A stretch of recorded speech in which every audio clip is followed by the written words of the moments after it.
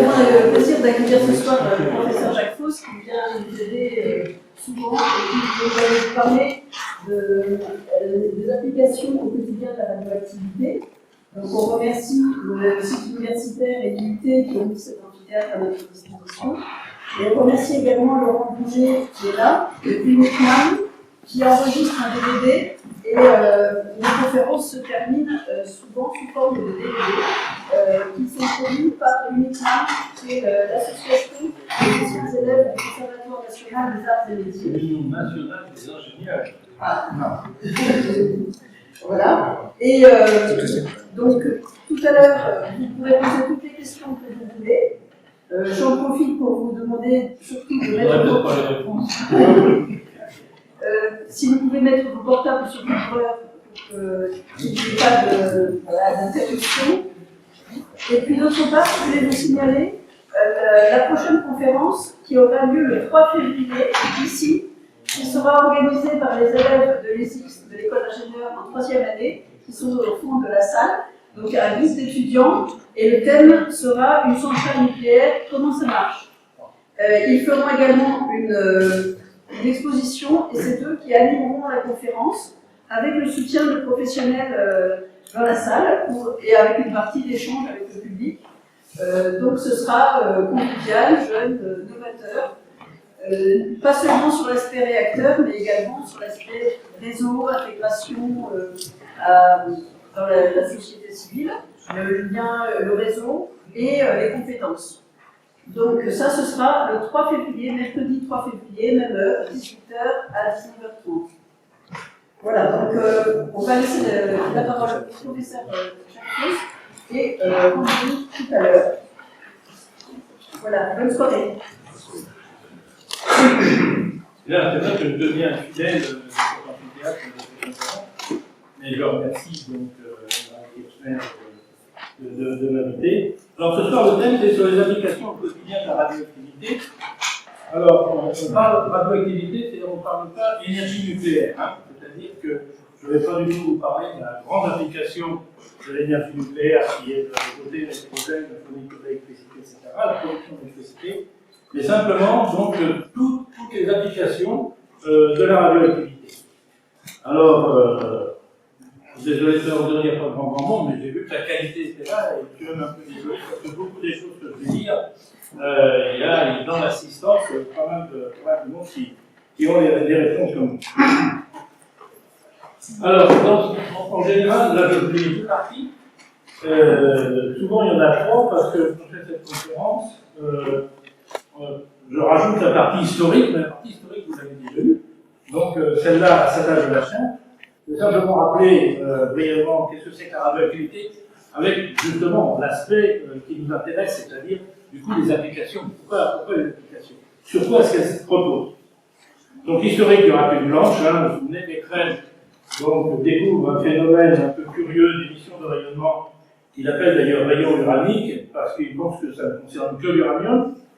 Marie Curie, puis Pierre Curie, son mari, approfondissent ce phénomène et montrent qu'en fait, ça concerne tous les éléments, depuis le dernier qui était stable, c'est-à-dire le bismuth, jusqu'à l'uranium, et que ça permet effectivement à ces éléments-là de revenir vers la stabilité. On pensait à l'époque que le phénomène s'arrêtait là et ne concernait donc cet élément. Et puis ce sont les enfants, Irène Curie et son mari Frédéric Joliot, qui vont démontrer que ce phénomène de radioactivité, en fait, est beaucoup plus général que ça, qui touche tous les éléments de la classification, sans exception, du premier jusqu'au dernier, et à partir de là, effectivement, on va pouvoir appliquer donc un certain nombre de ces propriétés. Alors, qu'est-ce que la radioactivité? Alors, simplement, donc, petit rappel sur l'atome. On sait que l'atome donc, est constitué d'un noyau dans lequel donc, il y a des protons et des neutrons, et puis autour de ce noyau gravitent donc des électrons. Les électrons, en fait, donc, vont pouvoir faire des échanges avec des électrons, fabriquer des molécules, des échanges de molécules. C'est tout ce qu'on appelle la chimie. Donc la chimie, elle est due en fait au cortège électronique. Et il lui donne, donc, vous voyez, en gros, son comportement environnemental. Et puis à côté de ça, vous avez le noyau, et qui dit noyau, des nucléaire, un nucléus en latin, et en fait, la composition du noyau lui donne ses propriétés nucléaires. Et on va jouer en fait sur ces deux aspects dans les applications dont je vais vous parler. Alors la stabilité d'un noyau en fait dépend d'un strict équilibre, vous voyez, entre son nombre de protons et de neutrons, c'est-à-dire les deux constituants qu'on appelle d'ailleurs des nucléons. Vous avez là le néon 20, vous voyez, donc 10 protons, 10 neutrons, vous avez l'équilibre parfait, vous avez un atome qui est stable, sans aucun problème. En cas de déséquilibre, c'est-à-dire si j'ai plus de l'un par rapport à l'autre, c'est-à-dire si j'ai plus de protons, par exemple, c'est le cas ici, que de neutrons, ben, qu'est-ce qui va se passer? De façon tout à fait d'ailleurs naturelle, ce noyau va modifier sa structure, par exemple, il va transformer un proton en neutron, et ce faisant, évidemment, ben, il va revenir à la stabilité, vous voyez, 5,5, hein, et évidemment, ça ne se fait pas tout seul, puisqu'on a un proton qui s'est transformé en neutron. En faisant ça, il émet évidemment un ou plusieurs rayonnements que l'on sait détecter et que l'on peut utiliser et que l'on appelle alpha, bêta et gamma. Je ne rentrerai pas dans les détails. Émettre un rayonnement, c'est Marie Curie, je vous ai dit ça la dernière fois, Marie Curie qui invente le terme, elle invente le mot radioactif, émetteur de rayonnement. Donc, on l'a vu, dans un atome, il y a autant d'électrons autour du noyau que de protons. Les électrons définissent la chimie, et ce qu'on appelle isotopes, vous voyez, sont des atomes qui possèdent le même nombre de protons. Ils ont forcément le même nombre d'électrons, mais avec un nombre différent de neutrons. Et si le nombre d'électrons ne change pas, ça veut dire que le comportement chimique va pas changer. Autrement dit, lorsqu'on a des isotopes, eh bien, on a des individus, on peut dire ça comme ça, qui ont le même comportement chimique, mais qui vont avoir des propriétés nucléaires différentes, puisque les noyaux vont être différents. Alors, petit rappel sur les isotopes, vous voyez l'hydrogène à 3 isotopes, l'hydrogène normal, on connaît que l'hydrogène 1, il n'y a qu'un seul proton. Et puis vous avez l'hydrogène 2, qu'on appelle aussi le deutérium, qui a un neutron et un proton, et c'est stable. Et puis vous avez l'hydrogène 3, qui a 2 neutrons pour un proton, ça c'est trop, il y a trop de neutrons par rapport au proton, donc lui, il va être radioactif et il va transformer l'un de ces neutrons en proton, il va donner de l'hélium 3, en émettant évidemment un rayonnement. Chaque élément de la classification possède des isotopes stables et radioactifs. Certains ont un seul isotope stable, l'hydrogène dont on a parlé a un seul isotope radioactif, mais en général, donc, il y en a plusieurs. Et je termine sur le dernier, évidemment. Il y a dans la nature, l'uranium naturel à 3 isotopes, les plus abondants, dont on parlait évidemment ici dans la région, c'est l'uranium 235 et l'uranium 238, qui l'uranium 92 protons, mais pas forcément, vous voyez, un nombre identique de neutrons, bien au contraire, on a des isotopes. Alors voilà la classification d'aujourd'hui, mais je vous l'avais déjà montré la dernière fois, que c'était à la fin de la conférence. Et vous voyez que tout ce qui est en bleu et vert, en fait, ce sont des éléments qui n'ont que des isotopes radioactifs. Ça commence à la 443 avec le technétium, la 461 avec le prométhéum, et tous à partir du polonium. Donc dans tout ce qui est coloré, il n'y a pas du tout d'isotopes stables, il n'y a que des isotopes radioactifs. Et tout ce qui est blanc, il y a au moins un isotope stable, mais il y a aussi forcément des isotopes radioactifs. Alors, ce que je vous termine là, parce que ça va me servir d'introduction pour les applications maintenant, c'était un extrait du discours de prix Nobel, donc d'Irène Joliot-Curie. Il vient montrer avec son mari qu'en fait, on peut fabriquer des éléments, des isotopes radioactifs de façon artificielle, et que donc, on va pouvoir utiliser cette propriété particulière. Et voilà, elle écrit ça, la diversité des natures chimiques, la diversité des vies moyennes de ces radioéléments synthétiques permettent sans doute des recherches nouvelles en biologie et en physico-chimie. Elle a tout de suite pensé aux progrès qu'on pourrait faire en biologie. La méthode des indicateurs radioactifs, jusqu'alors réservée à des éléments de masse atomique élevée, puisqu'à l'époque, évidemment, ses parents avaient dit que ça ne concernait que les éléments les plus lourds, peut être généralisée à un très grand nombre d'éléments, distribués dans toute la classification périodique. En biologie, par exemple, la méthode des indicateurs, employant des radioéléments synthétiques, permettra d'étudier facilement les problèmes de localisation et de l'élimination d'éléments divers introduits dans des organismes vivants. Il n'est pas utile dans ces recherches d'introduire des quantités importantes de l'isotope radioactif. Ces quantités seront fixées par la sensibilité de l'appareil détecteur. Et donc, vous voyez, ça, on est en 1935, hein, ça fait 80 ans, cette année, et bah, tiens, on voit, ça fait presque l'anniversaire, parce qu'en général, hein, c'est début décembre. Et vous voyez, aujourd'hui, puisque la sensibilité des appareils détecteurs, évidemment, a beaucoup évolué, dans le bon sens, plus ça va, effectivement, ce discours va être vrai, plus ça va, et moins on est obligé de mettre de matériaux radioactifs. Alors, on appelait ça la radioactivité artificielle, c'était pas tout à fait vrai, c'était la radioactivité naturelle redécouverte par des moyens artificiels. Vous retrouvez ce que je disais tout à l'heure, le technétium, l'élément 43, le prométhéum, et puis tous les éléments à partir de 93, jusqu'au 118, j'ai mis 2010, mais aujourd'hui en 2015, ça n'a pas évolué. On en est toujours au 118. Et donc, en plus de ça, eh bien, vous voyez, à l'aide en particulier de cyclotrons, on arrive, j'en parlais tout à l'heure, on arrive à créer donc, ces isotopes de façon artificielle, à en créer d'autres qui n'ont jamais existé dans la nature, et qu'on utilise évidemment essentiellement à des fins diagnostiques et aussi évidemment de thérapie. Et puis on verra ce qu'on peut faire aussi dans l'industrie en particulier. Alors la radioactivité, ça se voit pas. J'ai vu cette image, c'est une image de mon brouillage chez moi. Un jour où il y avait eu, vous voyez, des brouillards et tout ça, et bien vous voyez, on voit très bien ici, on ne voit pas du tout les cols d'araignée. En revanche, évidemment, une heure avant, quand il y avait encore trop de brouillard et tout, on arrive à les détecter. Alors la radioactivité, c'est pareil, ça se voit pas, mais ça se détecte très facilement. C'est un processus, vous savez aussi, qui décroît avec le temps. Voilà, le jour, on ne voit pas tout, là, mais vous voyez, donc, quand on arrive à la moitié, on arrive à ce qu'on appelle une période, et puis ben, ça va continuer à décroître, on va arriver à la deuxième période. Là, il y a des heures de boulot, là, je peux vous dire. Et voilà la troisième période, etc.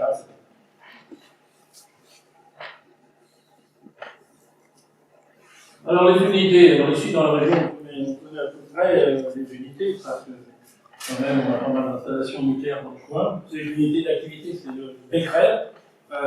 L'ancienne unité, c'était le Curie, que je disais jusqu'en 85. Et donc, puisque le Curie s'était déjà pris une unité qui avait été définie par Marie Curie, et que ceux qui avaient découvert le phénomène s'appelaient Curie et Becquerel, du coup on a dit voilà, Curie c'est déjà pris, on va l'appeler Becquerel. Alors ça avait un avantage en termes quand même de communication, c'est que le Curie, vous voyez, c'était une grandeur quand même sur 1 gramme. 1 gramme, c'est pesé, ça va. En radium 226, 1600 ans de période, donc on a quelque chose qui était palpable. Alors que là, le Becquerel, évidemment, vous voyez, par exemple, la Becquerel 229, ça fait des quantités absolument minuscules, c'est une toute petite unité, ce qui fait qu'on est toujours en multiple, quoi, hein, parce que, justement, c'est très petit. Un Curie, c'est 37 milliards de Becquerel. Alors, ça fait qu'un gramme de radium. Mais bon, on a changé d'unité. Alors, évidemment, puisque la radioactivité est un phénomène naturel, eh bien, nous-mêmes, vous voyez, on est relativement radioactifs quand même. Potassium 40, carbone 14, ça représente quand même un certain nombre de désintégrations.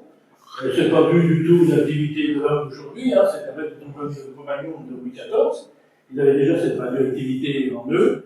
Et puis on peut calculer, vous voyez, en fonction d'une activité spécifique qui est là en Becquerel par gramme, on peut calculer notre radioactivité en fonction du poids qu'on fait. On remarque comme ça que c'est vraiment plus grave. Alors 0 Becquerel, ça évidemment c'est quelque chose d'impossible, hein, puisque ça n'a aucun sens. Impossible. Il n'est qu'impossible du corps français, mais en physique, impossible, c'est impossible.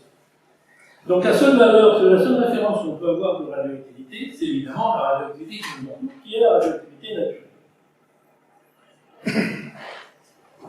Un mot, parce qu'on va en parler des effets des rayonnements sur la matière, donc puis après j'aurai fini de planter le décor.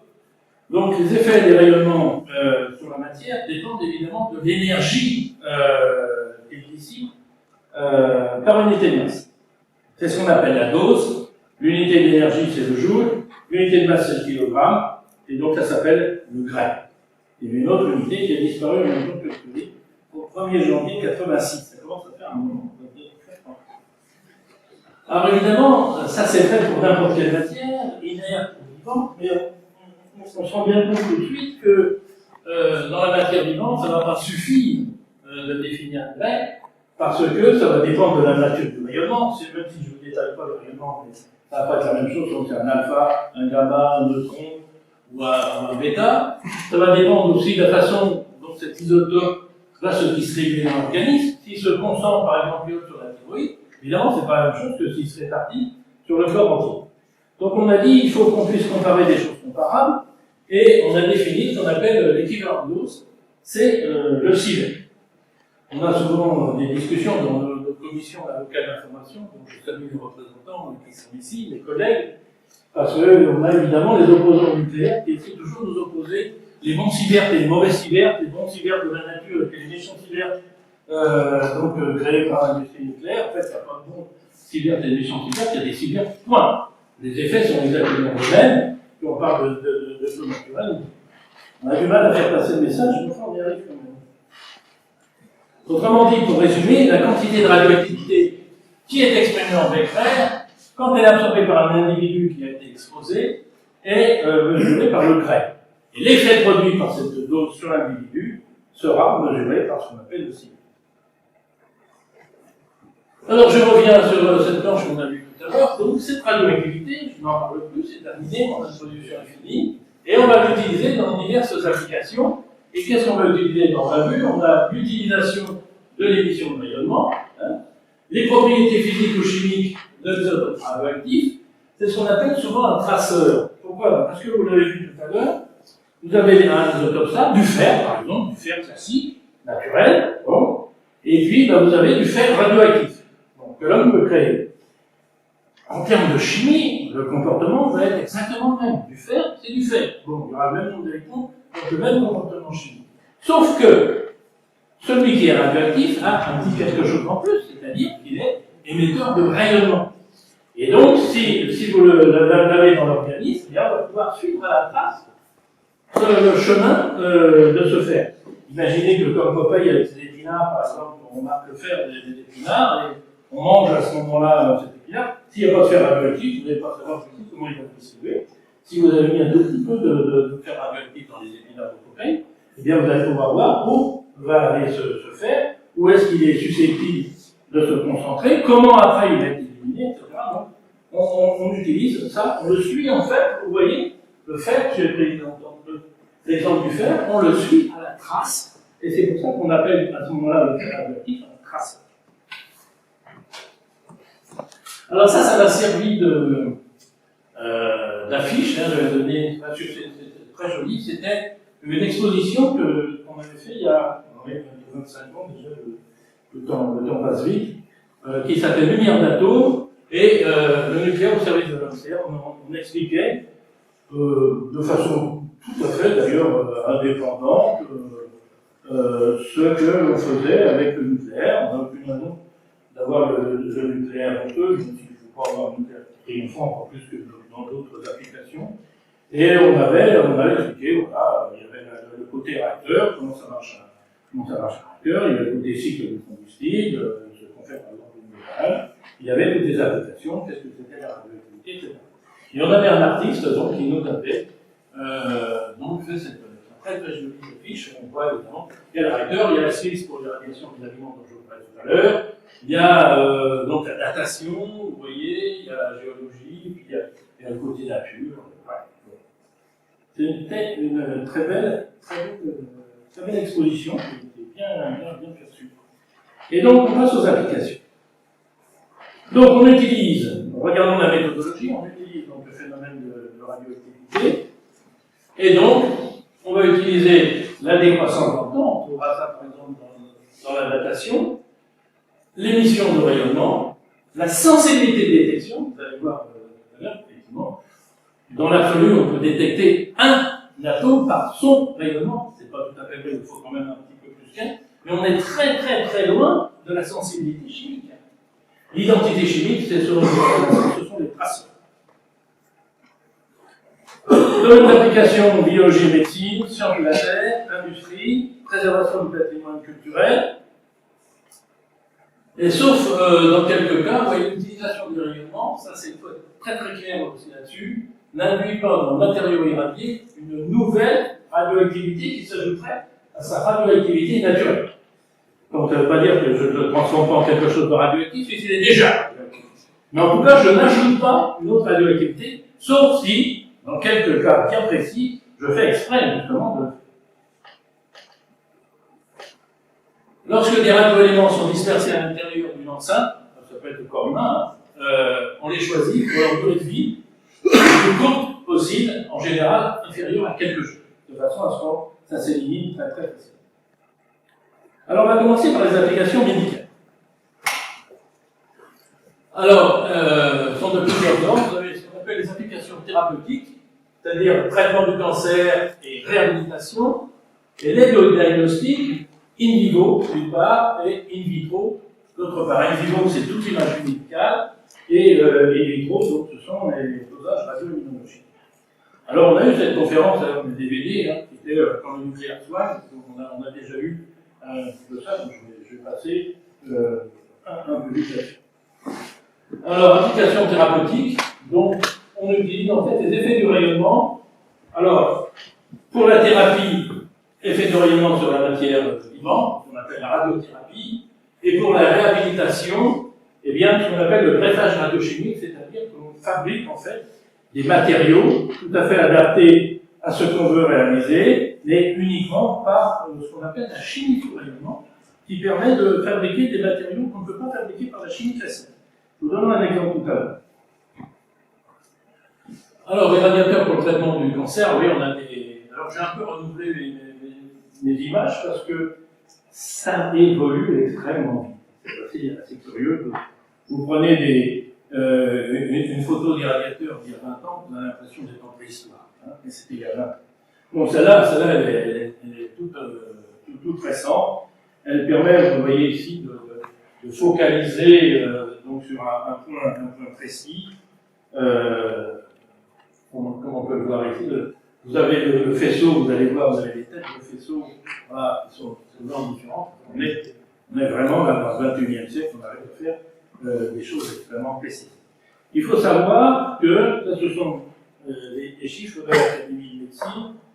On guérit en France, rien qu'en France, chaque année, 30 000 personnes du cancer grâce au rayonnement.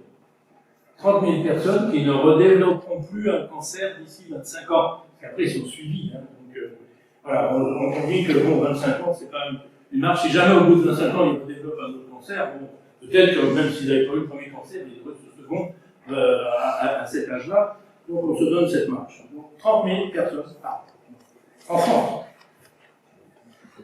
Alors, les techniques, elles sont de plus en plus poussées. Alors, qu'est-ce qu'on essaye d'utiliser? Qu'est-ce qui est aujourd'hui une des méthodes les plus intéressantes? L'un des matériaux les plus intéressants, c'est ce qu'on appelle les particules chargées. Alors, les électrons guère, parce que les électrons, ils ont un parcours c'est des toutes petites particules. Donc, ils ont un parcours très, très, très long. En revanche, les particules chargées, comme les protons, ou comme les alphas, eux, vont pouvoir aller sur une distance très, très courte, aller détruire, en fait, les cellules cancéreuses. Alors, évidemment, ce qu'il faut, c'est très, très bien localiser la tumeur, parce que le proton, s'il attaque des cellules, il attaque des cellules saines, comme des cellules cancéreuses. Alors, ça marche, en fait, parce que les cellules saines se reconstruisent plus vite que les cellules cancéreuses. Donc, c'est pour ça qu'on arrive à beaucoup de succès. Vous avez une autre méthode qui s'appelle la boroneutronothérapie, pour vous montrer à quel point, parce que, évidemment, comme ça, un parcours très court, par exemple, la protonothérapie, on fait ça sur des cancers de l'œil, parce que vous êtes directement tout de suite sur la tumeur.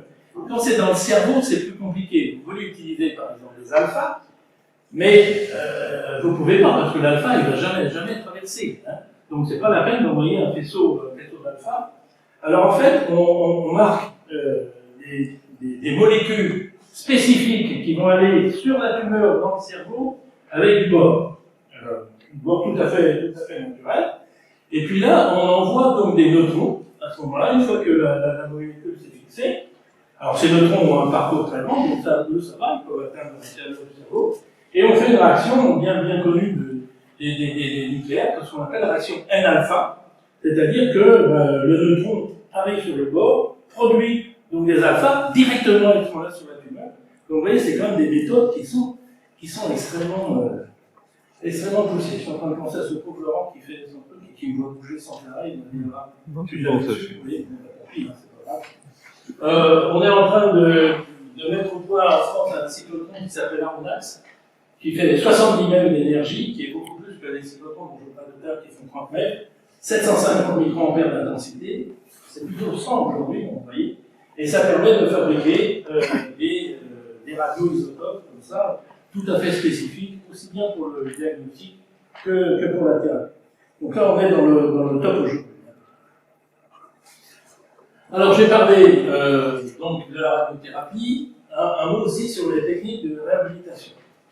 Alors, je vais vous donner deux exemples. Les prothèses du manche. Là, donc, en fait, dans la prothèse du manche, vous avez deux parties. Hein. Vous avez la partie que vous emmanchez là dans le fémur, dans la tête de fémur. Et puis, vous avez la partie cotyle, qu'on vient cimenter, coller dans la hanche.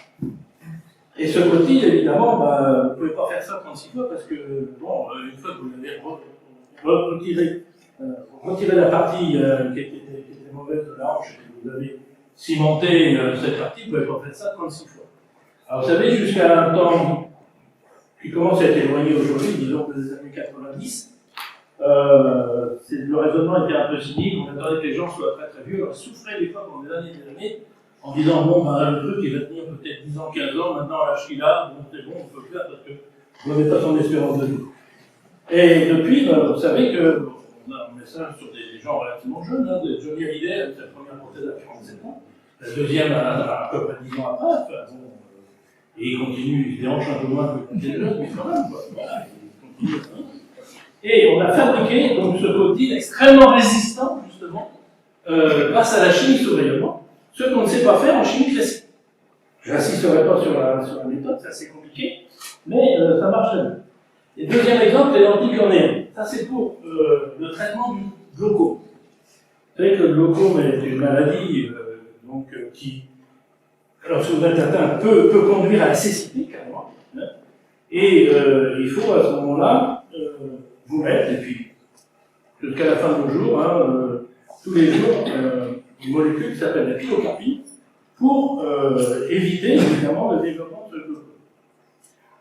Alors vous n'avez pas 36 solutions, soit vous mettez des gouttes plusieurs fois par jour dans les yeux, et ça jusqu'à la fin de votre vie, soit si vous supportez les lentilles, on a fabriqué ces lentilles cornéennes qui sont organisées comme des plures d'oignon, c'est-à-dire qu'ils suent. Et entre chaque épaisseur de plure d'oignon, vous avez mis le composé actif, et ça va relarguer du coup tranquillement sans que vous y pensiez ce composé actif. C'est pas plus cher d'ailleurs que le produit qu'on met liquide, donc ça ne ruine pas la sécurité sociale. Et on ne sait pas fabriquer ça par la chimie classique. En chimie classique, en fait, eh bien, on sait faire, sauf que ça va relarguer beaucoup au début, puis plus ça va aller, au moment où ça va relarguer. Là, à cause de cette structure en plure d'oignon, en fait, ça relargue toujours la même quantité de façon régulière. L'aide au diagnostic in vivo. Alors vous avez la gamma caméra. Bon, c'est un schéma qui est assez ancien, mais il explique bien ce qui se passe. Et puis, on le trouve encore sur Internet. Donc quand j'ai vu ça, j'ai dit bon, je laisse celui-là, c'est pas un plus récent, dans l'ordinateur qui sait déjà, donc tout va bien. Hein, donc voilà, simplement, on fait de l'imagerie. À partir, donc c'est pareil, d'un élément que l'on va fixer, comme le tableur de 101, un élément radioactif, qui va aller se fixer sur le cœur, et on va faire de l'imagerie, on va regarder comment fonctionne ce cœur. Voilà la gamma caméra d'aujourd'hui, elle est récente, donc ça tourne effectivement autour du patient, pas forcément un malade. Hein. Voilà, déjà, voilà, c'est marqué fausse là, si vous arrivez à lire, voilà, ça c'est bon, j'ai dit bon, faut que j'arrive à 50 ans, j'avais des collègues qui tombaient comme ça par des infarctus. Je lui dis, moi je connais tous les patrons de médecine nucléaire de France, ils ont tous mes bouquins, donc je vais aller voir quand même, c'est pas trop bête. Donc ça va, tant que vous voyez un point en haut, tant qu'elle est fermée comme ça, c'est que tout va bien. Donc c'est ce qu'il faut avoir comme image. La preuve c'était, ça c'était en 2005, je crois, oui, 23 mars 2005. C'était septembre. Bon. Alors après, vous avez les caméras, ça s'appelle par tomographie à émission de positons. Alors ça, c'est déjà plus compliqué. On émet en fait un émetteur, alors c'est souvent sur le cerveau, mais je n'ai pas trouvé d'image qui est aussi bien que celle-là que sur le cerveau. Donc tant pis, c'est au niveau du cœur, peu importe. Donc, cet émetteur, qui est un émetteur de positons, un isotope radioactif qui émet des positons, ce positon, c'est une antiparticule, hein, c'est un anti-électron. Et ce positon, quand il est émis, on rencontre tout de suite, évidemment, un électron, parce que dans la matière, il y a des électrons partout, et ils s'annihilent tous les deux, et ils donnent 2 photons gamma d'une énergie précise, qui est 511 keV, et qu'on récupère donc à ce moment-là sur cette couronne de détecteurs, vous voyez, de scintillateurs. Et en fait, vous voyez, on arrive à, vous allez voir quand même à quel point vous avez du traitement informatique derrière. C'est-à-dire que imaginez évidemment que le positon soit bien émis au centre de cette couronne, et à ce moment-là, vous allez avoir les 2 photons qui vont arriver en même temps. Ils se déplacent à la vitesse de la lumière. Hein. Mais s'il y a un petit décalage, ben, il y en a un qui va arriver un peu plus vite que l'autre sur les détecteurs. Et ce décalage permet de retrouver, une fois que vous avez fait le traitement informatique, à quel endroit ça a été émis. Et n'oubliez pas quand même que en 1 milliardième de seconde, la lumière parcourt 30 cm. Alors là, on joue en millimètres, hein, donc on est plutôt au niveau du millième, de milliardième de seconde que du milliardième de seconde. Et ça marche. Alors c'est assez compliqué quand même. Ce sont des isotopes radioactifs de vie courte. Quelques minutes, maxi 2 heures. Celui qu'on a choisi, c'est fluor 18 parce que c'est 2 heures. Mais le carbone, je crois que c'était 13 minutes, quelque chose comme ça. Donc, premièrement, il faut un cyclotron. Hein, dans lequel il faut produire des isotopes radioactifs. Mais votre cyclotron, quand vous avez mis sa cible, vous n'avez pas dessus uniquement les isotopes radioactifs qui vous intéressent. Vous en avez plusieurs. Donc, ça veut dire que derrière ce cyclotron, ici, eh bien, vous avez un traitement chimique. Il faut isoler le bon isotope que vous voulez par la chimie et le fixer sur la molécule vectrice. Et après, vous allez piquer le malade pour ça. Donc voilà, vous avez derrière une cellule blindée, comme on en rencontre d'ailleurs ici, pour faire tout ce travail. Et puis on injecte donc au patient et après on récupère des images. Alors voilà une caméra d'aujourd'hui. Alors on a maintenant des milliers de scintillateurs hein, sur plusieurs couches comme ça en fait. On fait des images sur plusieurs couches. Alors ça, donc c'est l'IRM. C'est une autre technique aussi. Alors, ce que vous allez voir avec la caméra au positon, je vais vous montrer dans un instant. Donc en fait, l'avantage, c'est que vous récupérez des images, par exemple dans le cerveau, et l'endroit où se fixe cette molécule. Et on peut comme ça donc, retrouver des maladies. Mais il nous faut aussi une autre image, donc ici pour la résonance magnétique, qui vous donne des images de cerveau qui restent statiques. Mais c'est des très très bonnes images. Hein. Alors le problème, c'est que là, par exemple, si vous avez une partie du cerveau qui est malade, vous ne voyez pas, ça vous donne le cerveau. Alors qu'est-ce qu'on fait? On couple l'image de l'IRM à l'image tête de tout à l'heure, c'est-à-dire qu'on va voir s'éclairer à certains endroits les parties de ce cerveau, et en fonction de ça, on va pouvoir voir s'il y a un dysfonctionnement ou non. Alors par exemple, vous voyez, voilà, il y a des parties qui s'éclairent lorsque on peut faire un calcul complexe de quelqu'un. Le calcul simple, ça va, mais si c'est complexe, on voit plusieurs parties du cerveau qui s'éveillent depuis le rouge vers le vert pâle. Vous voyez la différence entre un calcul approximatif et un calcul exact, c'est-à-dire que si on dit bon bah ça fait combien, tu dis c'est combien, peu entre 200 à 300. Donc là, bon, vous ne fatiguez pas trop, le cerveau ne se fatigue pas trop. En revanche, si je veux le résultat exact, alors là, c'est plus compliqué. On a aussi l'activation auditive, voilà, donc on voit bien que c'est. Alors on a fait aussi sur la compréhension, par exemple. C'est-à-dire que vous parlez à quelqu'un dans une langue qu'il ne connaît pas. Et donc, vous voyez les parties du cerveau qui s'éclairent, toutes les parties de la compréhension, et puis, ça finit par s'éteindre, parce qu'au bout d'un moment, le cerveau dit, bon, je ne comprends rien, je continue à me fatiguer, à essayer de comprendre, je ne comprends rien. Et après, alors, vous lui parlez en français, par exemple, vous supposez que quelqu'un qui comprenne bien le français, mais alors, vous lui dites une série de mots, mais qu'on dit que ni tête, c'est-à-dire que, voilà, toute une série de mots. Alors, vous voyez les mêmes parties que tout à l'heure qui s'éclairent, et on essaye de comprendre. Et puis alors après, il y a une deuxième partie qui s'éclaire, et elle essaye de relier les mots pour essayer de voir ce que ça peut vouloir dire. Et puis il ne trouve rien, donc il finit par s'éteindre. Et puis après, vous lui tenez un discours cohérent, comme celui entre guillemets que je suis en train de tenir, et là, ces mêmes parties évidemment s'éclairent, mais elles continuent à être éclairées, parce que là, le cerveau il comprend, donc il continue à travailler. Alors si vous avez un dysfonctionnement de ça, c'est-à-dire par rapport à un sujet témoin, eh bien vous voyez effectivement là où il peut y avoir un dysfonctionnement. Alors l'autisme, par exemple, vous voyez, quand on fait du traitement, alors voilà, on récupère donc, les parties, puis après, on essaye des traitements, on refait des images pour voir si le traitement a pu faire quelque chose. Alors j'en avais que j'avais supprimé parce que comme je fais des fois des conférences dans les universités du 3e âge, c'était sur la démence sénile. Alors j'ai dit, bon, je ne vais pas traumatiser mon public, mais c'est très, très intéressant de voir. Vous faites l'image IRM, vous avez un cerveau normal, vous ne voyez rien, et puis vous couplez avec une image tête et vous voyez des parties entières qui sont plus oxygénées. Voilà. C'est ce qui guette soit on meurt relativement jeune, on peut dire avec 80-90 ans pour être gentil, soit si vous allez plus loin, au bout d'un moment, évidemment, ça se détermine. Alors, l'aide au diagnostic in vitro, c'est-à-dire les dosages. Alors, c'est là que on arrive donc à faire des dosages radioimmunologiques, par exemple, c'est-à-dire qu'on couple la spécificité, par exemple l'antigène anticorps, avec l'extrême sensibilité d'un traceur. Je vous montre ici au milieu. C'est-à-dire que, vous voyez, on a AG c'est antigène, AC c'est anticorps.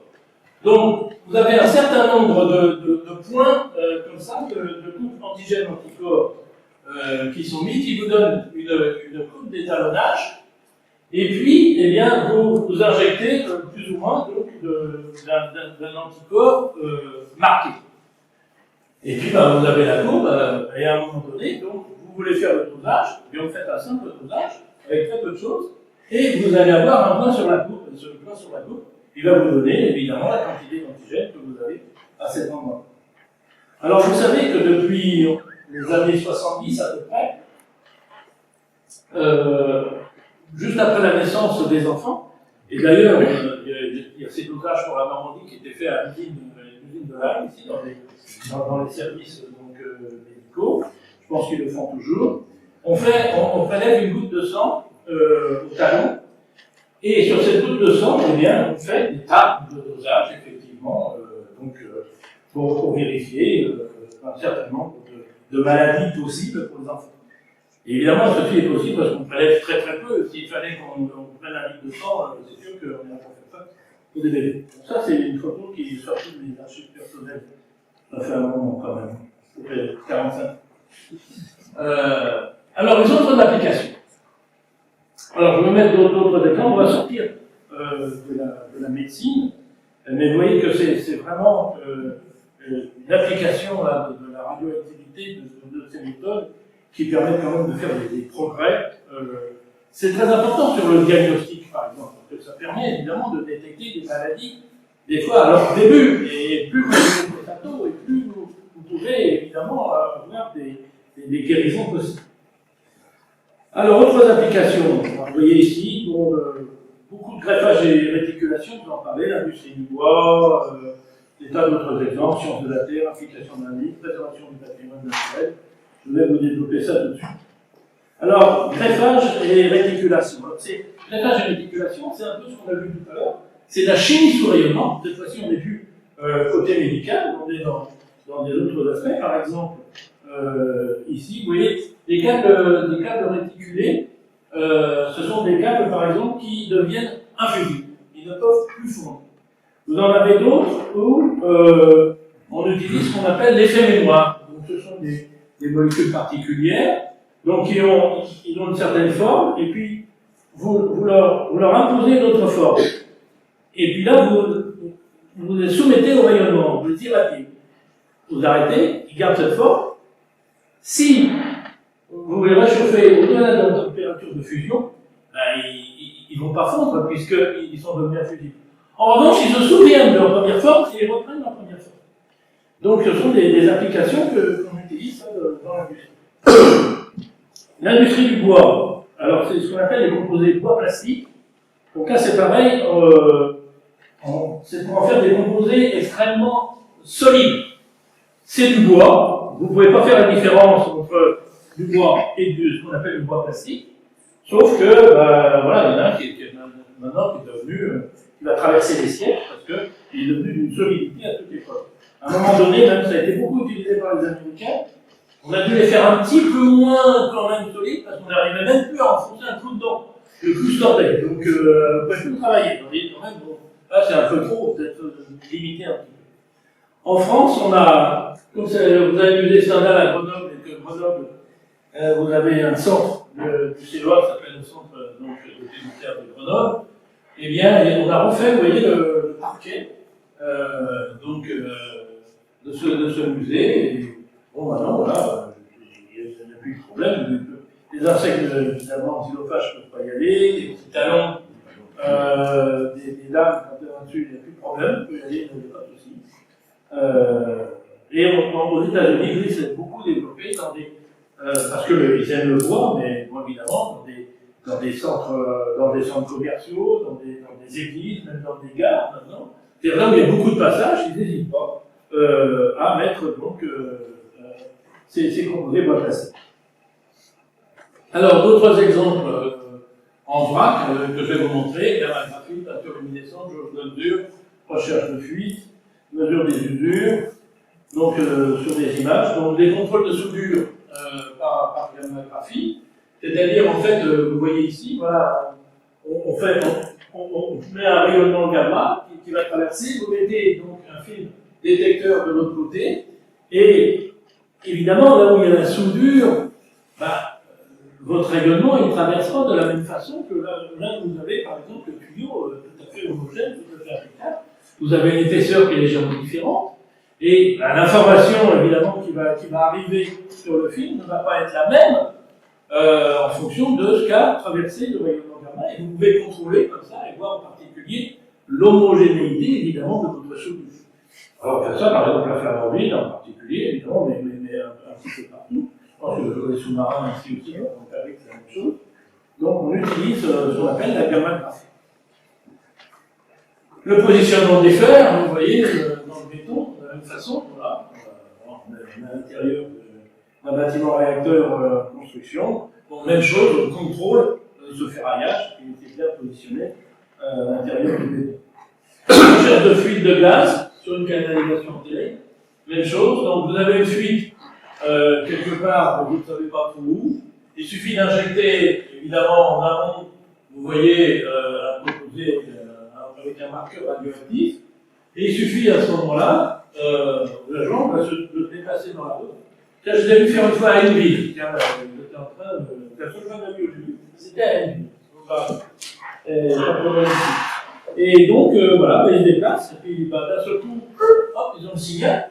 Évidemment, et ils savent que c'est là qu'il faut creuser, parce que c'est là que se trouve la fuite. Détection de niveau, dans les silos, dans les bouteilles de gaz, c'est un peu, vous voyez, comme le contrôle de soudure tout à l'heure, c'est-à-dire que, eh bien, vous avez d'un côté la source de rayonnement, de l'autre côté, vous avez le détecteur, et on ne sait pas où est le niveau de remplissage. Au moins, il faut contrôler quel est le bon niveau de remplissage. Et évidemment, sur le détecteur derrière, je ne vais pas avoir la même information selon que mon rayonnement a traversé il a le liquide ou le solide, ou bien où il est sur l'air. Donc je vais avoir exactement quel est le niveau de remplissage à l'intérieur donc, de mon récipient opaque. Les peintures luminescentes, alors il y a eu toute l'époque des réveils Bayard, hein, vous avez peut-être et effectivement, c'était le décorateur qui faisait ça à l'époque.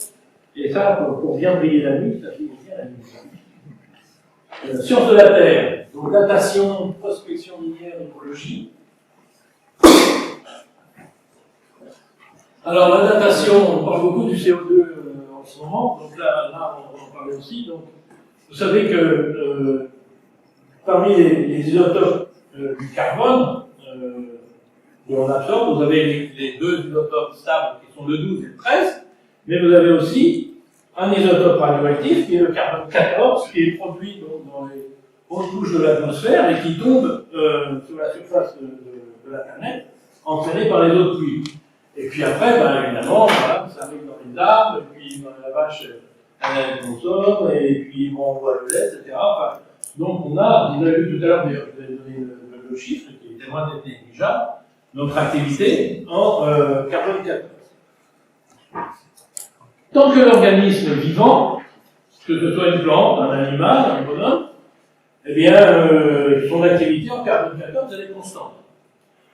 Et puis, le jour où il meurt, eh bien, il a plus d'échange évidemment avec l'extérieur, donc il a emprisonné une certaine quantité de carbone 14, il a une certaine activité en carbone 14, qui ne va disparaître maintenant que par la période radioactive, qui est de 5730 ans.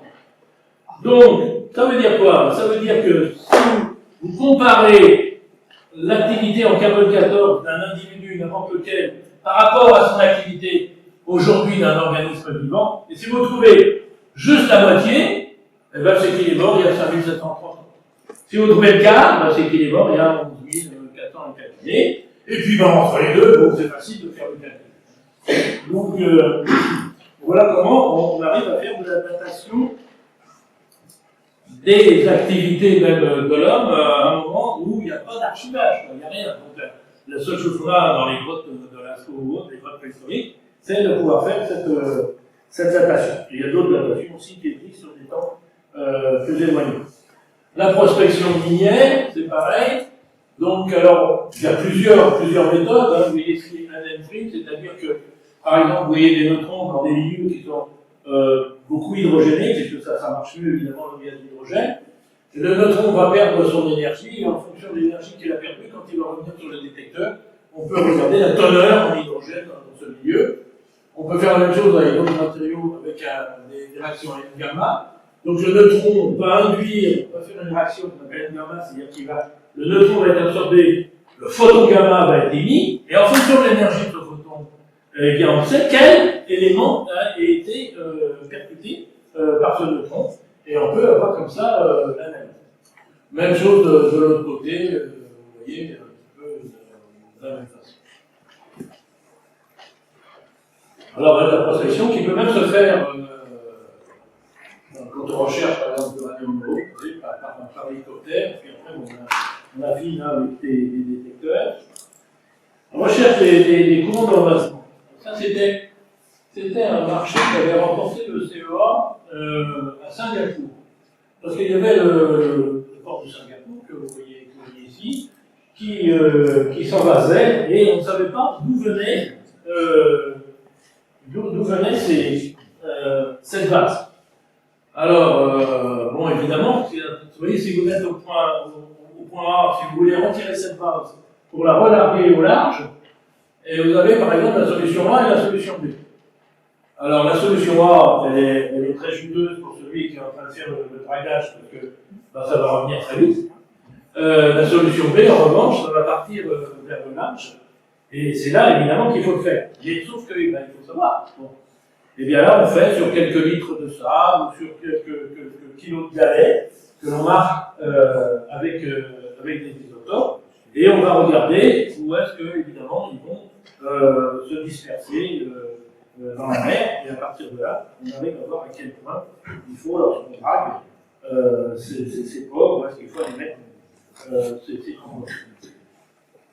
Les fuites sur barrage aussi, évidemment, pour éviter, comme on va passer, des accidents.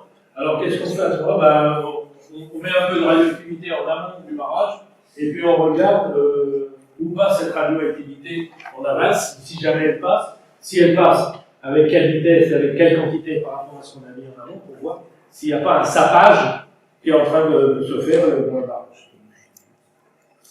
Application de façon en agronomie, même chose, on utilise là donc, des marqueurs pour les engrais en particulier, pour voir à quel niveau ils vont aller se fixer dans le plan. Application d'analyse, alors ce qu'on appelle les analyses par activation ou par dilution isotopique. Alors, la dilution isotopique, c'est facile à comprendre parce que c'est quelque chose qui est. C'est une méthode qui est utilisée depuis très longtemps par les entomologistes. C'est-à-dire que par exemple, vous avez une île, vous voulez connaître le nombre de papillons, par exemple, sur cette île. Qu'est-ce que vous faites? Vous en prenez 100 ou 500, vous faites un petit marquage sur les papillons, vous les relâchez, et puis vous laissez le temps qu'ils aillent se disperser un peu partout, puis vous reprenez la même quantité, 100 ou 500 ou 1000. Et puis vous regardez sur cette quantité combien il y en a qui ont le marquage spécifique que vous aviez fait. Et une simple règle de 3, et vous avez une idée de la population totale de papillons.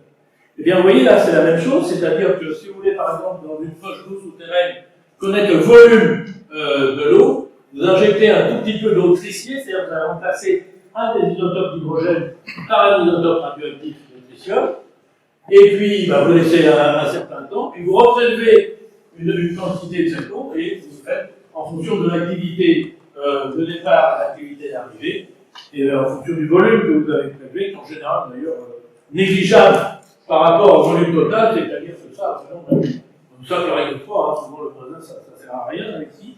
Ça tient compte simplement de l'échantillon que vous avez prélevé. Eh bien, vous avez une idée du volume donc de cette masse souterraine.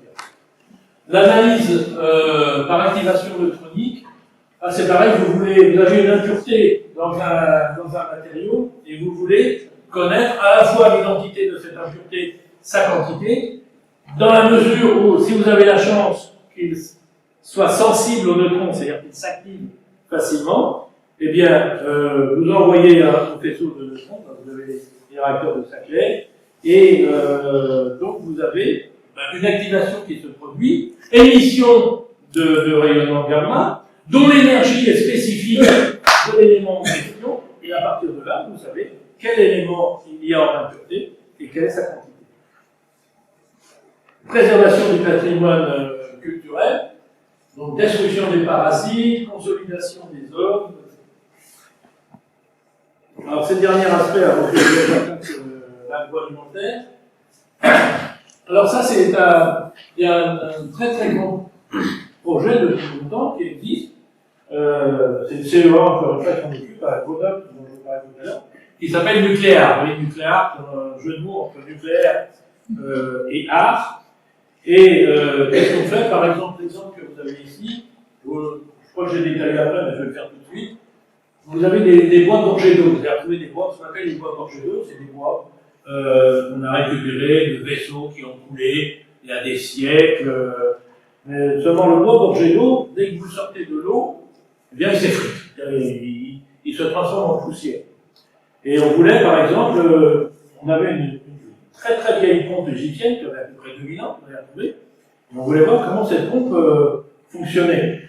Eh bien, qu'est-ce qu'on a fait? Vous voyez ici, voilà, on l'a mis dans l'eau, on l'a sorti très rapidement de l'eau, on a donc injecté une résine dans ce bois et pour chasser l'eau, et on a polymérisé la résine par le rayonnement, un peu comme les planchers tout à l'heure.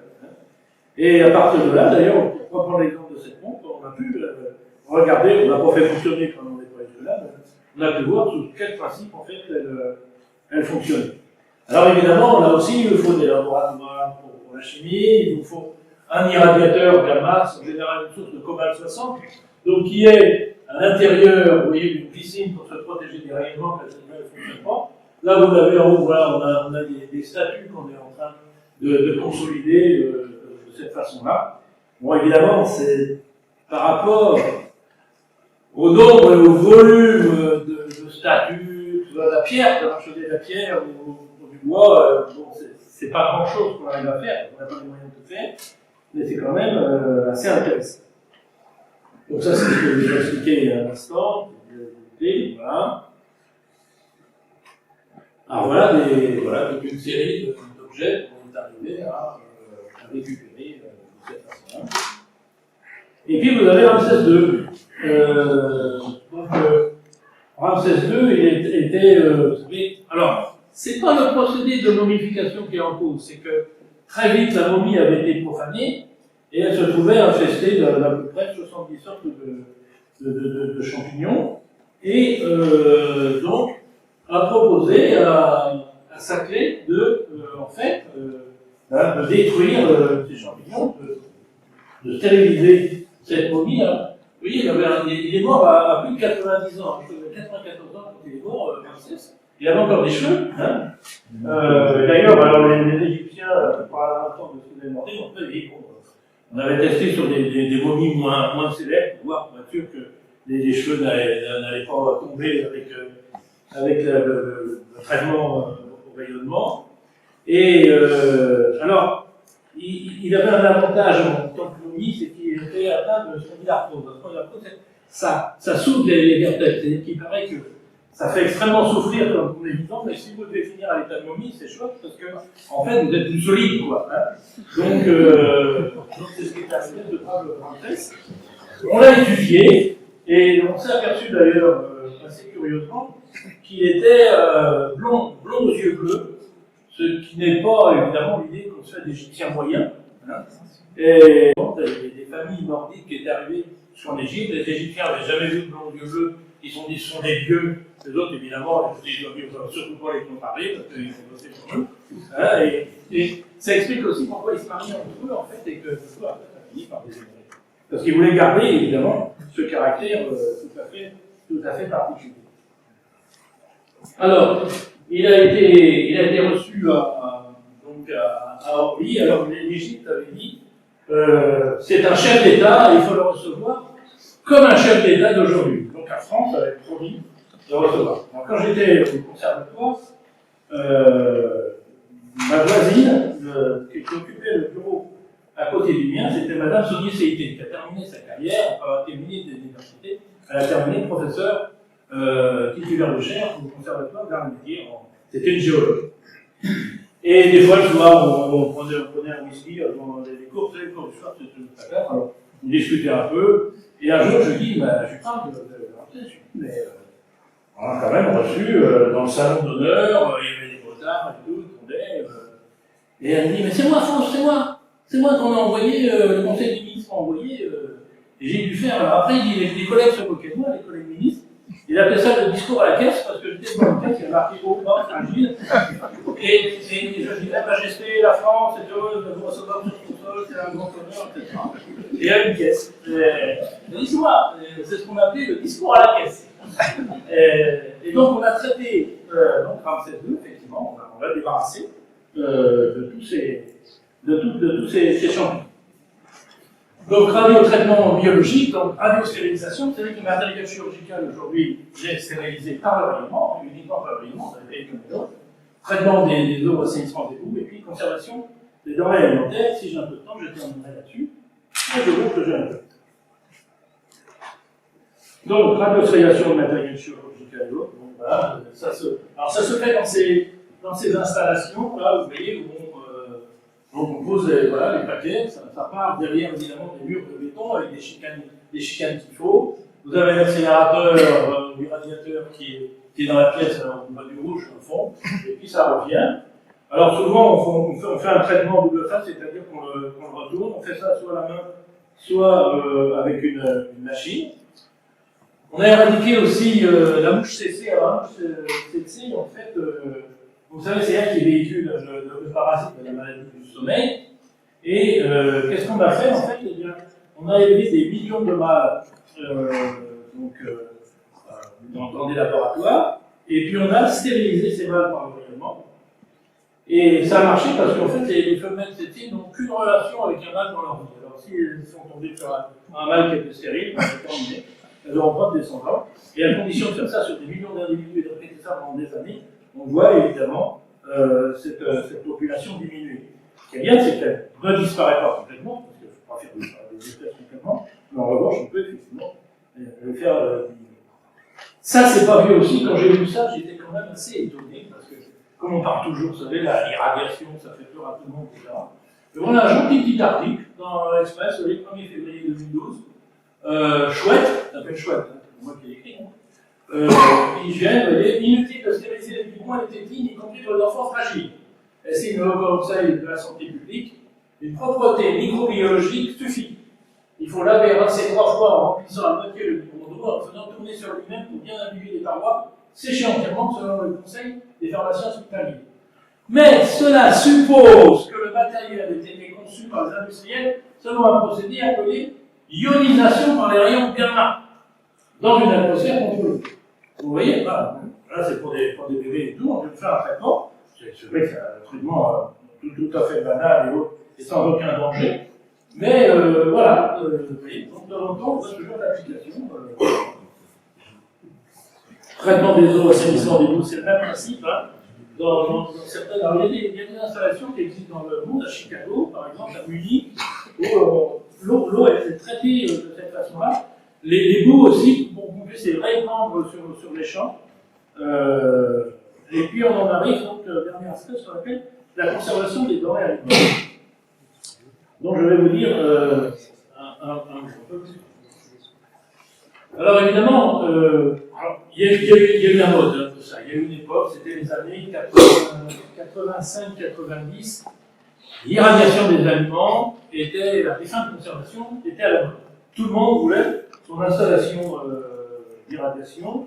Et à ce moment-là, j'ai même servi d'ailleurs de conseiller technique au ministre de l'Agriculture de l'époque, parce qu'il y avait des demandes partout de faire des installations. C'est des installations énormes, avec des tonnages énormes. On ne peut pas mettre des installations partout. Et j'ai plutôt été un frein d'ailleurs, parce que je trouvais que, comme toutes les modes, hein, ça a un côté pervers dont il faut se méfier. On a eu ici à Isigny, comme vous savez, une installation dont j'étais plutôt méfiant.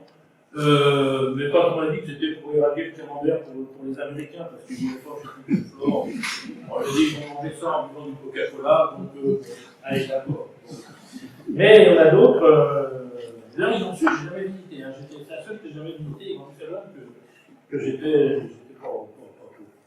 Donc, bon. Il y en a une autre aussi qui était installée en Vendée, et c'était curieux que c'était un montage, en fait, d'un financement régional, mais les terrains étaient donnés par Fleury-Michon, qui était juste à côté. Et en fait, le schéma, on l'a vu arriver, dans Fleury-Michon, je me dis non, moi, je connais même pas, je ne sais même pas ce que c'est cette installation. Manque de bol, quand vous téléphoniez, vous tombez sur le standard qui dit oui, mais si Fleury-Michon, vous demandez le poste 312 du truc d'installation, vous passez.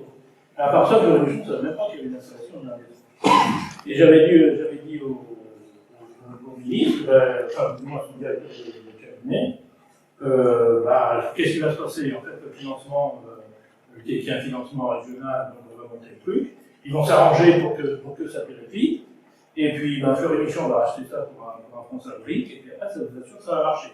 Donc moi, en tant que technicien, je peux dire que l'installation va marcher, mais c'est le montage de l'effort. Vous pouvez le voir, et c'est passé exactement ce que j'ai dit. Et elle tourne toujours très bien. Et donc, je dis, voilà. Alors, j'ai fait beaucoup de conférences à l'époque là-dessus, plus ou moins houleuses, hein, il y avait des opposants à tout ça, et effectivement, il y en a qui disaient, mais moi je préfère manger les légumes de mon jardin, manger le poisson que je pêche. On est d'accord, ok, mais bien sûr. Mais tout le monde ne mange pas le poisson qui est pêché, le lapin qui vient ou le lièvre qui vient de la chasse, et les produits de son jardin. Si je dois utiliser un procédé de conservation, autant que j'utilise le meilleur. Et c'est quoi le meilleur procédé de conservation?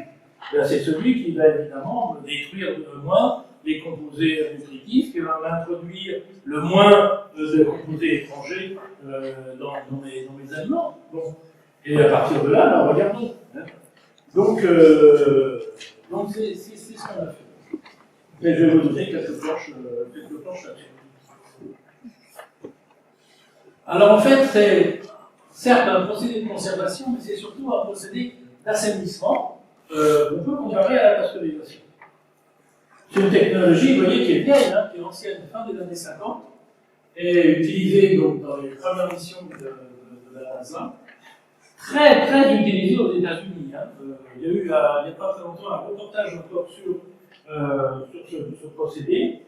Et vous voyez, alors, bon, c'est le côté un peu excessif des Américains, c'est-à-dire vous interviewez des gens qui ne mangeaient que ça. Hein. Que de la viande irradiée, que des légumes irradiés, tout ça, que ça. Mais ils se portaient bien, hein. Mais bon, il ne faut pas exagérer non plus, quoi. Donc, utilisé pour la stérilisation du matériel médical laboratoire, des emballages, des bouchons, etc. Donc ça, on n'est pas dans l'agroalimentaire, on n'est pas loin. Et c'est vrai que il y a des tas de maladies hein, donc, que l'on connaît bien, des souffrances humaines, des pertes économiques. C'est curieux parce que moi qui baignais déjà à l'époque dans ce milieu, dans les milieux nucléaires, avec tout ce qu'on en dit mal, vous savez, toutes les victimes et tout ça, et d'un seul coup, j'ai baigné dans ce milieu des inspecteurs de l'hygiène, de la santé publique et tout. Le nombre d'intoxications, le nombre de morts par intoxication, vous ne pouvez pas imaginer. C'est incroyable. Et on n'en parle jamais. Hein, au moins de petites rues dans le nucléaire, ça fait les mentites des journaux. Et là, des fois, vous avez des ah tiens, on a encore eu 3 morts hier avec des œufs, machin, ah oui, ou des crevettes, ou des bon, etc. Enfin, c'est incroyable, parce que on ne soupçonne pas qu'il y ait autant de champs de la France. Hein. Donc, évidemment, il y a des personnes qui ont un risque. Donc, voilà, pourquoi ioniser? Alors, il y a le côté assainissement. Le premier brevet, 1930, quand même, hein, on est loin d'ici. 72, la programmation nationale, il y avait les Allemands à l'époque, qui étaient les promoteurs de ça. En 80, il y a eu un avis du comité d'experts FAO, OMS, AEA, qui a dit maintenant, ce n'est pas la peine de nous demander notre avis, tant que vous ne dépassez pas, parce qu'on a fait les essais jusqu'à 10 km, tant que vous ne dépassez pas cette zone, là, vous avez vu tout à l'heure, on parlait de dose en grès, là on est en kilogrès, donc en milliers de grès. Donc tant que vous ne dépassez pas cette dose-là, ce n'est pas la peine de nous demander si c'est dangereux ou pas dangereux, quel que soit l'aliment, nous on vous dit c'est tranquille, vous pouvez y aller. 97, donc avis encore un comité d'experts sur l'inocuité sans limitation cette fois-ci de dose commerciale. Et en 99, la directive du Parlement européen, dont je vous parlais tout à l'heure, sur les denrées et ingrédients alimentaires traités par l'ionisation. Alors, ioniser, ça veut dire quoi? Ça veut dire qu'en fait, il faut apporter une énergie suffisante pour transformer un atome en ion. Et donc, arracher, en fait, un électron de cet atome. Donc ça, il est devenu un ion. On fait ça grâce à un rayonnement. Pourquoi? Parce que le rayonnement, la définition du dictionnaire, c'est le mode de propagation d'énergie sous forme d'onde ou de particules. Et on a là, évidemment, les deux rayonnements que l'on va utiliser. Et bien, si on fait ça, on fait l'irradiation, et donc et le rayonnement il est ionisant, puisqu'on transforme l'atome en ion. Donc c'est bien l'irradiation. Alors à l'époque, je me souviens des discussions avec les industriels de ça, mais non, mais il ne faut pas utiliser le mot irradiation, parce que vous vous rendez compte, non, il faut faire de l'information. Parce que si vous n'utilisez pas, alors ce qu'il voulait, évidemment, c'était protéger par ionisation. Vous aviez vous protéger, déjà, protéger, forcément, c'est bien. Et puis ionisation, personne ne sait ce que ça veut dire, donc c'est encore mieux. Et si vous disiez non, il ne faut pas dire ça, il faut dire irradiation. Non. De toute façon, si vous ne le dites pas, quelqu'un un beau jour va dire, vous savez ce que c'est? C'est l'irradiation. Vous ne pourrez pas dire le contraire parce que c'est vrai, et ça vous retombera sur le nez. Donc, tant qu'à faire, autant être honnête dès le début. Et l'irradiation, il faut expliquer ce que c'est l'irradiation, quand on est au soleil, on fait irradier. Donc, sous forme d'onde ou de particules, alors évidemment, il faut aussi que ça pénètre dans le rayonnement. Donc, vous ne pouvez pas faire n'importe quoi. Donc, sous forme d'onde, rayon X ou rayon gamma, et sous forme de particules, électrons. Qui dit rayon gamma, je le dis tout de suite, j'ai expliqué sur les suivantes, puisque je suis là depuis là, qui dit rayon gamma dit source radioactive. Hein. Et en revanche, qui dit rayon X ou électron dit accélérateur d'électrons. Soit vous utilisez des électrons, soit vous mettez une cible et vous récupérez les rayons X. C'est ce qui est expliqué ici. Alors, les deux sources radioactives qu'on utilise, c'est soit le cobalt 60, soit le césium 137. Alors le cobalt c'est un petit peu plus énergique que l'autre. Le césium 137, en revanche, il a une durée de vie qui est plus longue. Le cobalt 60, c'est 5,3 ans, et le césium, c'est un petit peu plus de 30 ans. Donc 5,3 ans, ça veut dire quand même que vous en perdez 17% tous les ans, quand même beaucoup. L'autre, à 31 ans, quand même, vous êtes un petit peu plus tranquille. Mais l'énergie est plus faible. Alors voilà, c'est l'étude là. Ça, c'est l'effet Cherenkov, que certains connaissent, très très joli. Je ne sais pas si j'en ai à peine, il était là, l'effet Cherenkov. Très joli effet sur justement, je crois que c'est la source de l'installation de Bandung dont je vous parlais tout à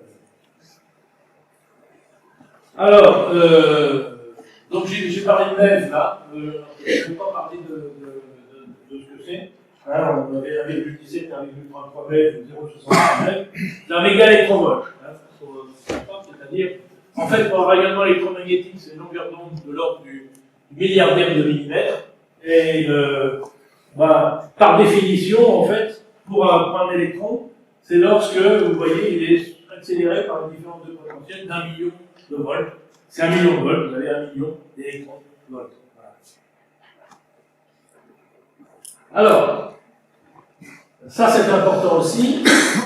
Ionisation et radioactivité, c'est-à-dire l'énergie du rayonnement ionisant doit être suffisamment importante, évidemment, pour procéder à un pouvoir de pénétration raisonnable dans l'aliment, mais il doit rester en dessous des limites d'activation. C'est ce que je vous dis. C'est-à-dire, en aucune façon, il ne faut induire de radioactivité dans l'aliment. Hein. Si vous irradiez un beefsteak, il ne faut pas que le beefsteak devienne plus radioactif que ce qu'il était à l'état d'activation. Donc ça, on connaît, il y a des seuils, qu'on appelle des seuils d'activation, en termes d'énergie, et on reste en dessous de ces seuils. L'énergie maximale autorisée, vous voyez ici, c'est 10 mètres. Alors pour les sources radioactives, vous avez vu à quel point on est tranquille, parce qu'on a le maxi, c'était un 17 et un 33. Quand on dit un 33, c'est la physique, c'est pas un 34, hein. C'est un 33. Donc, en revanche, évidemment, pour les accélérateurs, puisque vous tournez le voltage, évidemment, il faut limiter, évidemment, à 10 millions de volts. Donc, on ne verra jamais ça sur les tables. J'aime bien mettre un simple plantu, j'aime toujours bien pour un plantu. Alors, c'est plutôt un détecteur de mine qu'un détecteur radioactif, parce que le plantu, et pour lui, c'est la même chose, vous voyez. Et c'était, ça c'était après Tchernobyl, vous voyez, il y a un petit bonhomme sur le bateau qui regarde le nuage d'un air un peu inquiet. Et c'était au moment où on était passé aux nouvelles unités, et alors tout le monde se mélangeait entre les rames, les Rennes, les Sieverts, les Becquerel et tout. Donc les Pico Curie, 180 Becquerel seulement. Voilà, donc on verra jamais ça. En termes de pénétration, vous le voyez ici, alors photon X ou gamma, oui, ça pénètre bien. Vous voyez, 15 à 20 cm divisé par la densité, donc la densité fait 1, mais de l'ordre de 15 à 20 cm. Pour les électrons, quand même, c'est beaucoup moins, vous voyez. Alors, il y a en haut 3,5 cm, donc divisé par la densité, ou 8. Alors, ça veut dire quoi ça 3,5 cm, donc c'est la pénétration. Et 8, c'est si vous retournez, évidemment, c'est-à-dire si vous prenez. Alors, il ne faut pas dépasser l'épaisseur de cette 8 à ce moment-là. Et puis, vous faites passer, comme on a vu tout à l'heure, sur les applis une fois, vous retournez de l'autre côté, et puis vous faites une deuxième fois, et à ce moment-là, vous êtes à un tout petit peu plus que 2 fois 3,5, c'est-à-dire 8. Alors, effet chimique. Donc, pour des doses inférieures à 10 km, on a parlé tout à l'heure, vous voyez, les effets sont très modérés, et ce qu'on appelle donc ces produits de radiolyse, dont je vous dirai un mot tout à l'heure, ce qu'on appelle le produit de radiolyse, c'est l'effet dû au rayonnement. Si c'est la chaleur, si vous avez stérilisé le fait vos conserves par chaleur, on appelle ça des produits de thermolyse. Alors, on appelle ça des produits de radiolyse. Sur les protéines négligeables, glucides négligeables, lipides un peu plus significatifs parce que, évidemment, il y a une action d'oxygène sur les lipides insaturés. Il y a des mécanismes d'oxygénation et d'hydrogénation, mais on peut se mettre à l'abri d'oxygène de l'air à ce moment-là, si c'est le cas. Les effets chimiques, donc, sur le consort sur réduit, l'ionisation ne modifie pas sensiblement la qualité nutritionnelle des aliments, ne provoque pas l'apparition de produits toxiques ou cancérigènes, peut altérer les propriétés organoleptiques de certaines catégories de produits riche en graisse, comme on vient de dire. Aucun effet biologique défavorable consécutif à l'irradiation, ce qu'on appelle la radiomutagénèse, c'est-à-dire des mutations en fait, qui seraient dues au rayonnement. On n'en a jamais trouvé. Il n'y a pas de formation de souches résistantes aux antibiotiques, plus, ni l'acquisition ou l'augmentation de pathogénicité chez les bactéries ou de virulence chez les virus. Alors évidemment, les doses elles vont dépendre de ce que la nature des micro-organismes, la quantité évidemment de ces micro-organismes présents et du traitement souhaité. Alors, l'aliment évidemment que vous avez traité, l'aliment il est mort, bien sûr. Hein. Et donc le traitement, ça va être en sorte de tuer les germes qui seraient susceptibles donc de proliférer dans votre aliment. Alors plus l'organisme vivant est complexe, évidemment, et plus il est radiosensible, parce que plus il a une information génétique importante. Donc si vous avez des organismes vivants très complexes, ils sont tués par des doses qui sont très faibles. C'est notre cas. Et puis, s'ils sont plus rustiques, ils sont plus résistants, vous voyez, donc ça augmente. Mais en gros, vous voyez, les doses relatives en fait suffisent à stériliser la plupart de l'insecte adulte. Et les embryons, évidemment, sont tués par des doses qui, à peu près, dans ce niveau. Alors, quand vous avez des collections de cellules qui sont indépendantes les unes des autres, évidemment, là, vous ne pouvez pas parler de les réduire à zéro. Donc, on parle de réduction décimale, DRD, c'est-à-dire la dose pour diminuer un facteur 10. Donc, la dose de stérilisation, vous voyez, elle se situe à 25 kg près, ce qui est au-dessus de ce qu'on avait dit dans les années 80, mais correct avec ce qu'on a dit dans les années 90. Alors, évidemment, vous ne pouvez pas répondre de façon claire à la réponse. Est-ce que ça n'affecte pas les éléments nutritifs? Bien sûr, ça affecte les éléments nutritifs. C'est un traitement. Vous faites de la conservation. Donc, c'est pas comme si vous mangiez le poisson que vous avez pêché ou la fraise de votre jardin. Alors, comme vous ne pouvez pas répondre non à cette question, et que du coup c'est négatif, vous dites oui, ça affecte, mais comparons à d'autres procédés que l'on utilise depuis des siècles, comme le traitement par chaleur. Et quand vous regardez, à l'exception d'un seul qui est la leucine, vous voyez que ça affecte même moins. Ce qu'on sait bien, c'est que les vitamines, quand vous faites par exemple la stérilisation par chaleur, les vitamines sont très affectées, mais vous voyez que c'est moins, évidemment, que par le traitement par chaleur. Donc ça affecte les moins. Alors après, on dit, oui, mais est-ce que vous n'introduisez pas des composés étrangers qui n'existaient pas avant? Là aussi, la réponse est oui. Bien sûr, on fait un traitement. Donc on va introduire des composés. Mais vous voyez, comparons. Alors sur 19, je n'ai pas mis les 19, j'ai fait la somme. Traitement par chauffage ou traitement ionisant d'un acide glycolique tricaprone. Alors peu importe l'unité, les millimoles par kilo. Vous voyez, par chauffage, on a 83,14, par traitement ionisant, 25,31.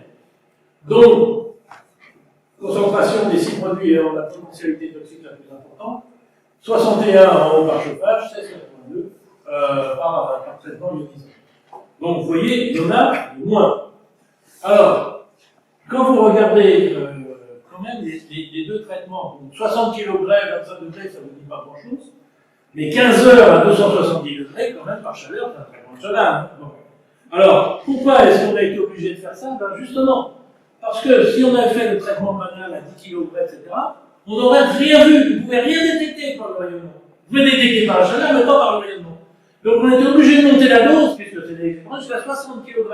Et à partir du moment où on montait à 60 kg, là on voyait quelque chose, et comme on comparait des choses comparables, il fallait faire un traitement identique par la chaleur, et donc monter à 15 heures à 220 degrés. Alors, produits traités et doses utiles, donc vous voyez des doses assez faibles, pour inhiber la germination des bulbes et tubercules, les oignons, les pommes de terre par exemple. 15 à 3 kg, élimination des insectes et des céréales, fruits et légumes, ainsi que certains vers parasites des viandes. 0,7 à 3 kg, amélioration de la qualité à l'emploi de la durée de conservation des fruits et légumes frais. 2 à 5 kg, conservation des viandes découpées sans crustacés. 5 à 10 kg, traitement des charcuteries, famille de conserve, plat cuisiné, et puis ça va. Alors on a fait des essais aussi au tas, c'est à 10 km de mur de désodérisation jusqu'à 10 km, mais il y en a qui sont montés effectivement un petit peu plus haut en congelant de façon à éviter évidemment aussi des réactions chimiques. Et on a par exemple conservé la viande pendant des années à la température ordinaire. Après on l'a ressorti, on l'a cuisiné, on a fait des tests en aveugle des gens, ils ont compris la différence entre la viande fraîche et cette viande-là. Une fois, j'ai fait cette conférence à Vincennes devant l'armée, parce que ça les intéressait. Je n'avais jamais vu autant de généraux et d'amiraux sous mes yeux, là, il y avait que ça, quasiment, dans presque tout l'amphi. Et parce qu'ils s'intéressaient, évidemment, pour les raisons qu'on comprend bien. Alors, l'efficacité, vous voyez, sur un certain nombre de. Alors, là aussi, vous voyez, les charmes par gramme, aussi, on apprend que, vous voyez, quand vous votez votre calorie, quand vous faites votre tisane, quelque chose soit bien bouillant, parce que c'est par million. Hein. Bon, alors, traitement de l'éradication, vous voyez, on a évidemment détruit beaucoup. Alors, à une époque, on utilisait l'oxyde d'éthylène, qui est interdit maintenant, avec ce traitement par oxyde d'éthylène, est nettement moins efficace que le traitement de l'éradication. C'est bon.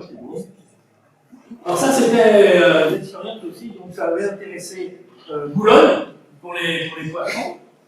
Et donc, alors vous avez produits non traités, produits traités par ionisation. ABVT, c'est azote, basique ou l'acide total. Triméthylamine ou d'autres, ça j'apprends rien à des gens comme Jean-Claude Boiry. Et donc vous voyez, les seuils limites 100 000, 28 et 12.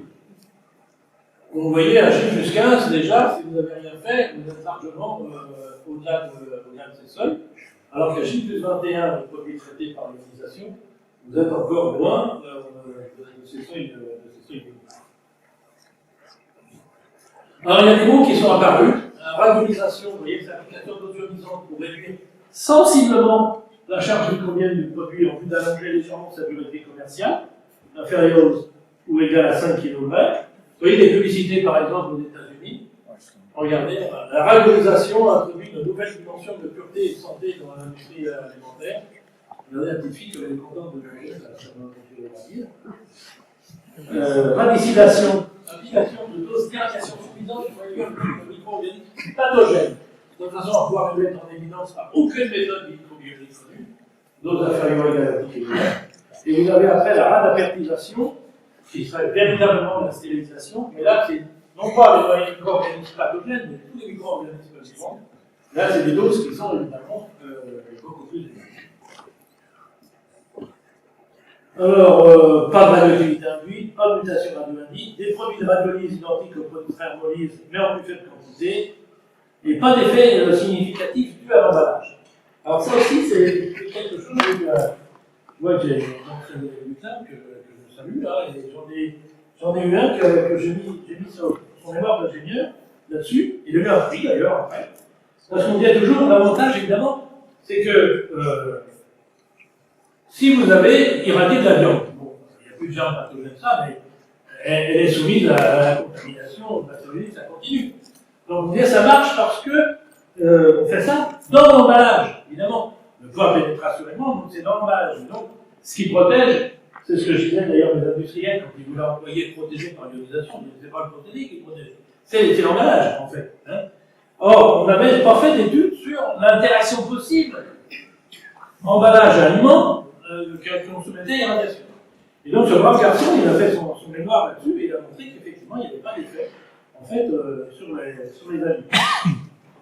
Alors, on a fait plus de 1220 études, vous voyez, depuis 119, sur 270 aliments. Alors, aucune différence de toxicité, pouvoir pathogène, propriété mutagène. Donc, on a quand même fait beaucoup de choses. La réglementation française, voilà, décret donc, de 2001, relatif au traitement pour l'ionisation des denrées, arrêté du janvier 2002, sur les installations, et 20 août 2002, relatif aux denrées et à l'ingrédient alimentaire traité par l'ionisation.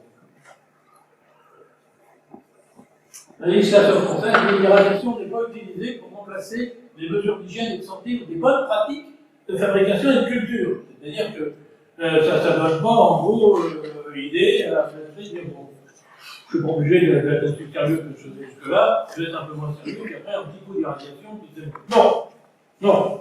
Étiquetage, mention traité par rayonnement ionisant ou traité par ionisation, avec ce logo, et vert, qui s'appelle le radar, et que vous devez trouver normalement, vous voyez, sur les marquettes de fret, de concierge qui ont été irradiées ici.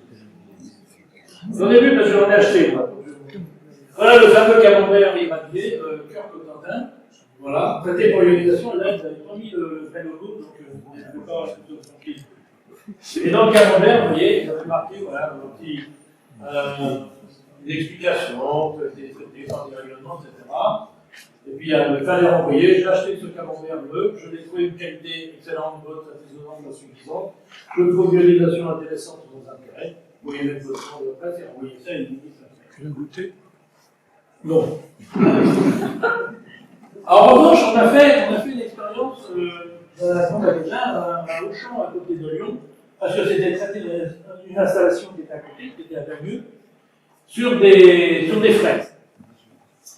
Et donc, on a fait une opération marketing, comme on dit aujourd'hui, avec des marquettes de fraises. Il y avait une grande affiche, j'en ai une encore dans mon bureau. Et il y avait des hôtesses qui étaient là pour expliquer aux gens, si vous avez des questions, que c'était que ces fraises irradiées, etc. Et puis, c'est assez curieux, on demandait, donc les gens, elles étaient vendues 2 fois plus chères que les autres, parce qu'on avait expliqué, à partir du moment où on met un traitement en plus, il faut que, évidemment, voilà, il n'y avait pas besoin de faire plus cher, mais exprès, on a mis plus cher, tu vois que même moi, j'en aurais pas acheté. Et on interrogeait les gens, donc ils prenaient, ils mettaient dans le caddie, et après, hop, madame, monsieur, pourquoi est-ce que vous avez acheté ces fraises? Et tous faisaient la même réponse, et une réponse à laquelle personne n'avait pensé. Parce qu'elles étaient belles et qu'elles sentaient bon. Et nous on dit, oh, bah, parce que c'est un nouveau traitement, je suis content, je vais pouvoir les garder 8 jours, non, personne. Tout le monde disait, parce qu'elles étaient belles et qu'elles sentaient bon. C'est pas du tout le procédé qui faisait qu'elles étaient plus belles que les autres ou qu'elles sentaient bon, c'est tout simplement, comme on gagnait quelques jours dans la conversion, on les avait cueillies à maturité, comme on les cueille dans le jardin. Et donc elles exhalaient un bon parfum, elles étaient belles, et les gens ne regardaient même pas le prix d'ailleurs, elles étaient 2 fois plus cher. Vous voyez ces fraises magnifiques, ça, prenez, et puis quand les données s'est arrêté, on va dire, mais pourquoi vous avez acheté ces fraises-là? Il y en a même qui sont revenus en racheter, donc vous voyez. Ah, les cuisses de grenouille, voilà, moi j'ai acheté ça chez Picard, regardez, c'est marqué. Traité par ionisation, je l'ai acheté uniquement parce que c'était marqué traité par ionisation, je l'ai traité, mais c'est marqué quand même. On en trouve. Alors, situation dans le monde, il y a 41 pays qui ont approuvé l'irradiation, à peu près 50 morts. Voilà, alors évidemment, en tête, vous avez les pays qui sont très fortement exportateurs. Hein. Ça leur apporte un plus. La Russie a été le premier des pays, la France est le 9e dans ce classement. Alors les autres pays, bon, voilà, il y a un peu de tout. Alors vous voyez, voilà des pubs, regardez les États-Unis, voilà. Augmentez vos ventes avec des produits frais irradiés. C'est écrit en gros, le radioral est là, tout. Vous voyez, ce pardon, comment il s'appelle déjà, c'est écrit ici, Jim Carlson. Voilà, et donc il dit, bah ouais, voilà, c'est très très bien. Bon, ça va lui faire grosse bénéfice, comme c'est marqué. Je fais l'anglais, je serai employé des grosses bénéfices. C'est l'américain. Par exemple, l'irradiation, produit irradié, produit non irradié, on dit pas lequel est irradié. Après 2 mois, hein, 2 mois comme ça. Bon, celui-là, même avec de la confiture, franchement, c'est comme les pommes de terre. Les fraises, voilà. On n'a pas triché, il y en a une qui n'a pas bougé quand même, comme un irradié. C'était 2 kg de graisse, ça c'était après 15 jours. Alors, une fois, j'avais fait une conférence là-dessus, c'était à Paris, et les gens d'Amieux étaient venus avec des tas de barquettes de fraises, et les gens étaient partis avec 2 barquettes, tous grosses. Et moi, j'ai ramené les 2 barquettes, évidemment, elles ont été mangées immédiatement, donc j'ai apporté maintenant, mais quelqu'un l'a fait. Et on a laissé une barquette à l'air libre et il a mis l'autre au réfrigérateur et il a attendu que ça s'esquinter. Ben, pour celle qui était restée à l'air libre, il a attendu 24 jours. Et l'autre, 40 jours. Ouais, quand même. On voit c'est pas vraiment l'intérêt de garder. En fait, quand c'est l'intérêt, c'est parce que des gens viennent de pouvoir les cueillir à maturité et manger de votre fête. L'intérêt de les garder 40 jours, c'est vraiment, très intéressant. Alors, la situation en France, vous voyez, voilà les produits qui sont autorisés chez nous. Donc, vous voyez, il y en a pas mal. En revanche, pour la Commission européenne, il n'y a que les herbes aromatiques séchées, épices et condiments végétaux qui sont autorisés au niveau européen. Les Allemands ont fait beaucoup de rentre-dedans là-dessus. Ils sont très opposés des carbo-irradiations, notamment nucléaires et autres. Donc, ils sont très opposés à ça. Voilà les installations, vous retrouvez un petit peu. Alors, l'installation Kappa, vous avez évidemment, vous pouvez traiter des palettes entières. Hein, ça, c'est ça l'intérêt. Un pouvoir de pénétration important. Vous voyez la source là-bas, la piscine dans laquelle on met la source pour protéger. Et puis on la sort parce qu'on va faire l'irradiation, mais évidemment, il y a personne dedans. Voilà l'installation de poudre jaune, là, amphitryon. Bon, voyez, voilà les palettes. Quand on va entrer dans ces installations, en fait, toutes les épices qu'on mange aujourd'hui, et ça sent effectivement, de toute façon, les épices, dès qu'on rentre là-dedans, vous sentez les épices. Ça va, c'est là, les radiateurs par électrons, évidemment, là, c'est des épaisseurs plus fines que j'ai tout à l'heure, 8 cm. L'installation, ça c'est la vanne, l'installation chez Guillaume. Et là, vous voyez, alors, les pains c'est des pains de viande là, donc, qui sont surgelés déjà, et ils sont retournés par la machine qui est là, il y a une espèce de ventouse. Alors ça vient se plaquer dessus, ça remet comme ça, et puis là, les ventouses lâchent, et là, ça redescend, ça remet. Bon, une autre installation, où c'est retourné, vous voyez, c'est pareil, c'est pris automatiquement, on retourne les cartons. Alors il y a plusieurs installations en France, je ne sais pas si ça définit de la continuité. Alors on met des dosimètres aussi pour vérifier l'hydratation. Vous voyez, des changements de couleur. Hein. Donc ça c'est facile, on joue sur des petits fils de polyéthylène, et puis voilà, la coloration varie. Vous ne pouvez pas tricher. Bon, c'est terminé pour l'instant. Si vous avez des questions sur vos dispositions.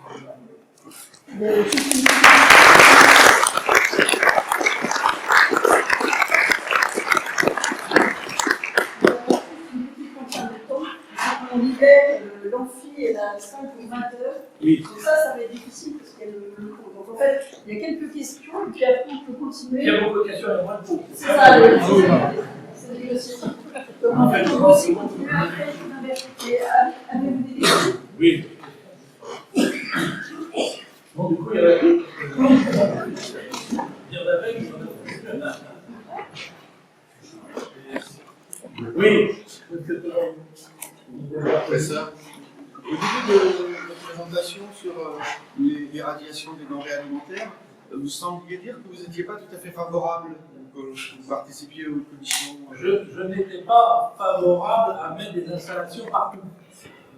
Parce que les clonages se faisaient par palette entière pour certaines, donc si vous voulez, à l'époque, toutes les régions voulaient son installation.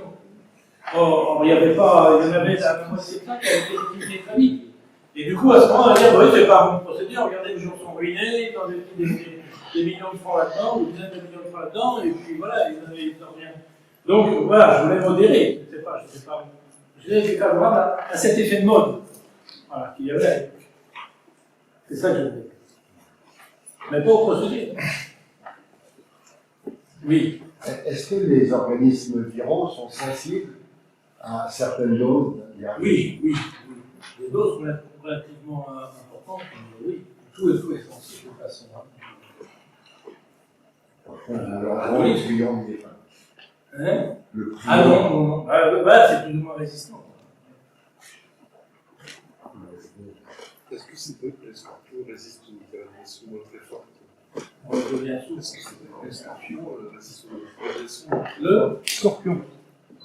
Alors, le scorpion est très résistant à une radiation.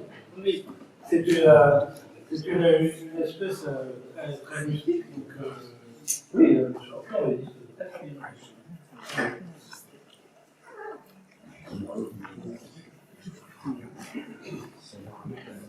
Bon, on va aller voir. Attendez.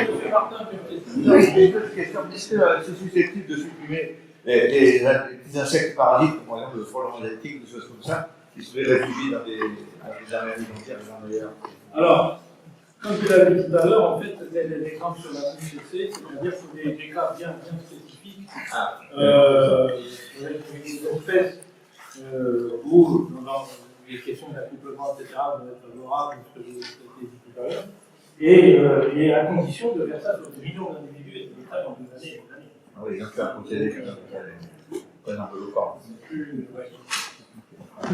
On trouve plus de charançon dans la farine comme auparavant. Est-ce qu'elle est traitée? Est-ce qu'elle est tirée?